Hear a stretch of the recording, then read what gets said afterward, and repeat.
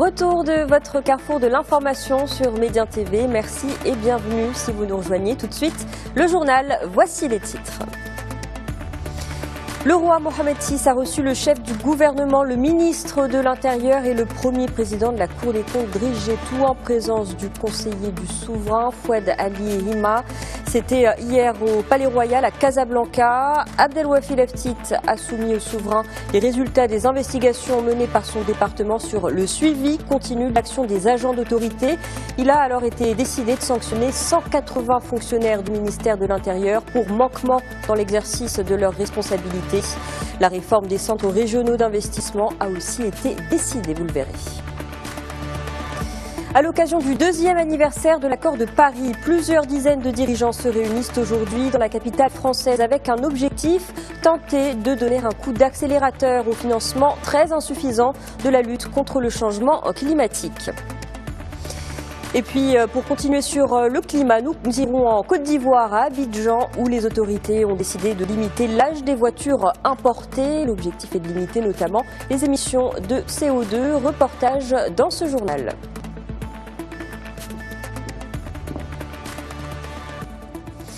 Je vous le disais, Saadedine El Othmani, Abdelwafy Leftit et Driss Jettou ont été reçus par le souverain en présence de son conseiller Fouad Ali Hima. Une audience qui s'est déroulée hier à Casablanca et qui fait suite aux instructions royales du 24 octobre dernier. À cette occasion, Abdelwafy Leftit a soumis au souverain les résultats des investigations menées par son département. Et suite à cela, il a été décidé de sanctionner 180 fonctionnaires du ministère de l'Intérieur pour manquement dans l'exercice de leurs responsabilités. On voit tout cela avec Anissa Araou. Au cours de cette audience, le ministre de l'Intérieur, Abdelwafy Leftit, a présenté les résultats des enquêtes concernant le travail des agents territoriaux. Conclusion, de nombreux manquements aux devoirs de plusieurs représentants de l'autorité ont été identifiés. Le ministre a ainsi soumis au souverain des propositions de sanctions visant les fonctionnaires concernés. Ainsi, pour le Wali et 6 gouverneurs, le ministère préconise la suspension de l'exercice de leurs fonctions et le renvoi devant une commission disciplinaire.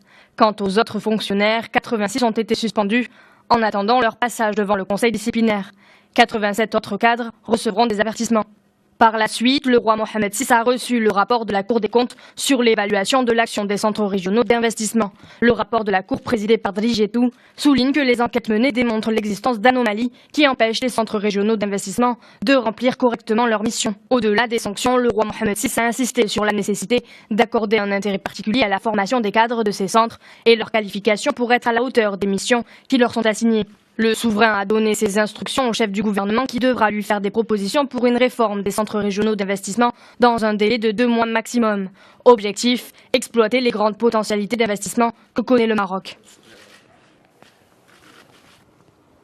On reste dans la capitale économique marocaine où le secteur de l'automobile poursuit son avancée. Hier, le roi Mohamed VI a présidé la cérémonie de signature d'une série de conventions d'investissement avec des constructeurs automobiles français. Elles représentent plus de 13 milliards de dirhams d'investissement. Ces conventions portent sur l'implantation de 26 usines de sous-traitants, principalement pour le compte des groupes Renault et PSA Peugeot Citroën, avec à la clé la création de plus de 11 500 emplois. Anissa Araou. 26 investissements pour un montant total de 13 milliards de dirhams. Une cérémonie officielle présidée par le roi Mohamed VI a donné le coup d'envoi de ces investissements. Parmi les 26 projets, 6 s'inscrivent dans le cadre de la mise en œuvre de l'écosystème Renault, qui développe une plateforme mondiale d'approvisionnement depuis le royaume. 13 investissements seront réalisés dans le cadre du développement PSA Peugeot. Grâce à la structuration de cet écosystème d'envergure, les 2 constructeurs s'approvisionnent actuellement en pièces usinées à hauteur d'1 milliard d'euros par an à partir du Maroc et a atteint un taux d'intégration locale de 55%. Comme vous le savez, le secteur automobile s'est développé fortement ces dernières années, est devenu le premier secteur exportateur avec un taux d'intégration, c'est-à-dire que la partie de ces pièces qui sont fabriquées au Maroc a beaucoup évolué. Elle est passée à 37% de plus que ce qu'elle était il y a à peine 2 ans. Ces investissements s'inscrivent dans le plan d'accélération industrielle lancé en avril 2014. Aujourd'hui, les secteurs automobiles Peugeot et Renault ont permis la création de plus de 80 000 emplois, soit 90% de l'objectif à l'horizon 2020. Ils ont généré en 2016 un chiffre d'affaires à l'export de 60 milliards de dirhams, soit une hausse de 50% par rapport à 2014. Ces nouveaux investissements attestent du positionnement affirmé du secteur industriel du Royaume sur des activités à haute valeur ajoutée, ainsi que de la confiance d'opérateurs internationaux de renom dans le programme industriel national.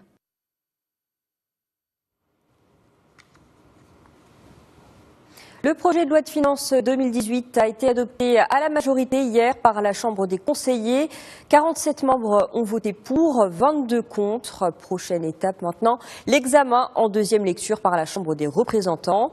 Le ministre de l'économie et des finances, Mohamed Boussaïd, avait indiqué vendredi dernier à la Chambre des conseillers que sur un total de 188 amendements présentés, 134 avaient été retirés et 41 retenus. Actualité internationale à présent avec cet attentat survenu hier à New York aux États-Unis. Un homme originaire du Bangladesh a déclenché une bombe artisanale dans un tunnel du métro de Times Square. L'attaque n'a fait que 3 blessés légers, la bombe n'ayant que partiellement explosé. Blessé et brûlé à l'abdomen, l'unique suspect, un homme donc de 27 ans identifié comme Akayed Oula, a été rapidement arrêté. La police n'a encore rien révélé sur les motivations du suspect, mais cet homme était influencé par les groupes terroristes. Il avait cherché sur Internet comment fabriquer sa bombe.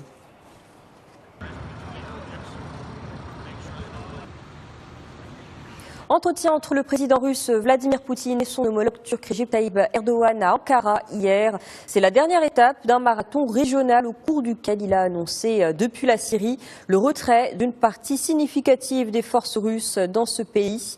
Avec Erdogan, Vladimir Poutine a notamment discuté des efforts destinés à trouver un règlement pour mettre fin au conflit syrien.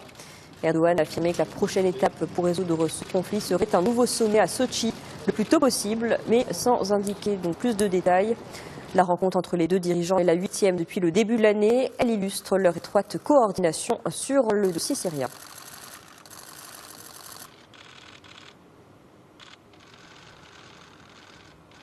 Au Moyen-Orient, lundi était la 5e journée de manifestation contre la reconnaissance américaine d'Al-Quds comme capitale d'Israël. Dans les territoires palestiniens, des dizaines de jeunes ont incendié des pneus et lancé des pierres sur les soldats israéliens. C'était à la sortie de Ramallah, en Cisjordanie occupée.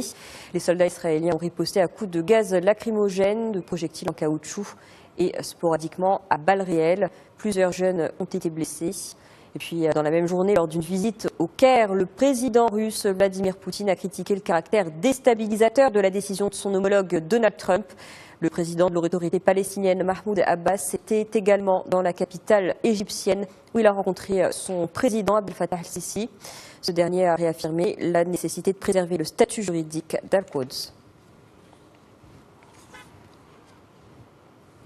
Plusieurs pays de l'ouest de l'Europe ont été paralysés par la neige et des vents violents hier. Ces intempéries ont en effet provoqué des perturbations dans les transports, des coupures d'électricité, la fermeture d'écoles et même l'annulation d'une rencontre diplomatique. Aux Pays-Bas, plus de 400 vols ont été annulés à l'aéroport d'Amsterdam-Schiphol, soit un tiers de l'ensemble des départs. En Belgique, quelques 300 vols ont également dû être annulés et une centaine d'autres retardés à l'aéroport de Bruxelles. Et puis, en France, les rafales de vent de la tempête Anna ont atteint les 140 à 150 km/h. Quelques 50 000 foyers étaient toujours privés d'électricité hier soir. Plus fort de cette tempête, 120 000 foyers ont été affectés. À l'occasion du 2e anniversaire de l'accord de Paris, plusieurs dizaines de dirigeants se réunissent aujourd'hui donc dans la capitale française pour donner un coup d'accélérateur au financement très insuffisant de la lutte contre le changement climatique. Le président français Emmanuel Macron a lancé l'idée de ce sommet après l'annonce par Donald Trump du retrait américain du pacte historique de 2015. L'accord vise à contenir la hausse de la température sous le seuil critique de 2 degrés.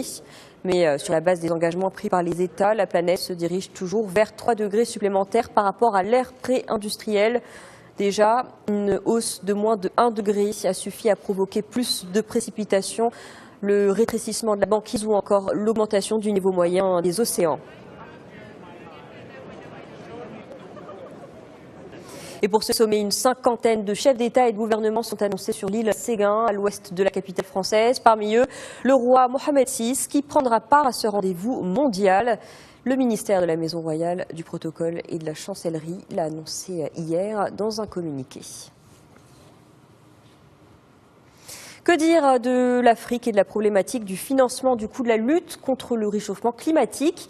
Pour répondre à cette question, je vous propose ce décryptage d'Élise Buckle, chargée de mission au WBCSD. Pour le continent africain, l'enjeu il est double. C'est mobiliser, attirer des financements privés pour développer tout ce qui est réduction des émissions de gaz à effet de serre.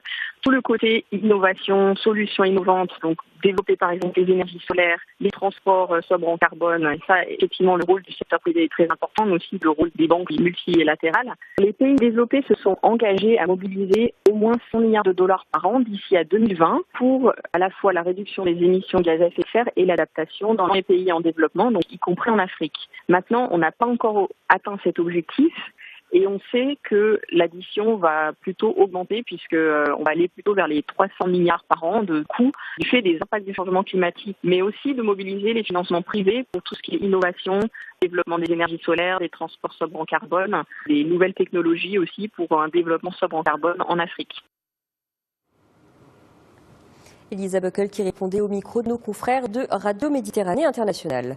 On continue à parler climat avec cette initiative des autorités ivoiriennes. Ces dernières ont décidé de limiter l'âge des voitures importées.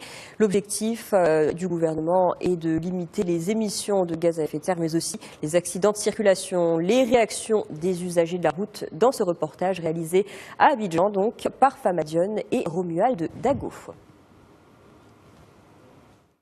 Le décret diffère selon le type de véhicule et l'activité commerciale auquel il est affecté. 5 ans pour les taxis et 7 ans pour les minicars et les camionnettes. Pour les autorités ivoiriennes, il s'agit avant tout de réduire les gaz à effet de serre. Vraiment, c'est une décision qui n'est pas sage. Parce que d'abord, de un, les taxes douanières sont montées. Et lorsqu'on nous dit que les véhicules de plus de 10 ans ne doivent plus entrer sur le territoire ivoirien, vraiment, c'est une mauvaise décision. Parce que de un, on doit baisser les taxes douanières. Et de deux, il y a des véhicules de moins de 10 ans qui ont des moteurs qui ne sont pas vraiment, qui ont des moteurs foutus. Des véhicules qui fument. Par contre, il y a des véhicules de plus de 10 ans qui sont en bon état. Entre 16 et 20 ans, et c'est la fourchette d'âge du parc automobile ivoirien, vieillissant à hauteur de 75%. Pour ces mécaniciens, cette mesure impopulaire risque de faire vague.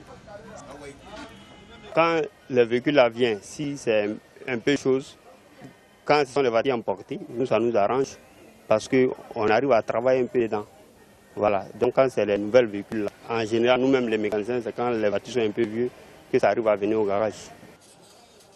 Pour les véhicules déjà en circulation, les autorités ont prescrit une période d'exploitation de 10 ans.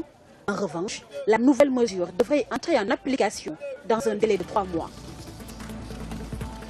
Voilà, c'est la fin de ce journal. Merci de l'avoir suivi. Restez avec nous. L'information se poursuit sur Média TV.